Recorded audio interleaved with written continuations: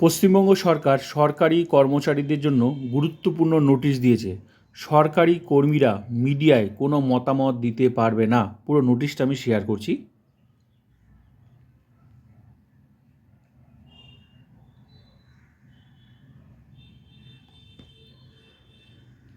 কেন্দ্র বা রাজ্য সরকারের কোনো নীতি বা সিদ্ধান্তের বিরুদ্ধে কোনো প্রকাশনা, বক্তব্য, সম্প্রচার বা মিডিয়াতে নেতিবাচক সমালোচনা করতে পারবে না। মোট কথা বিরত থাকতে হবে এই সমস্ত বক্তব্য থেকে। তো গুরুত্বপূর্ণ নোটিশ দিল।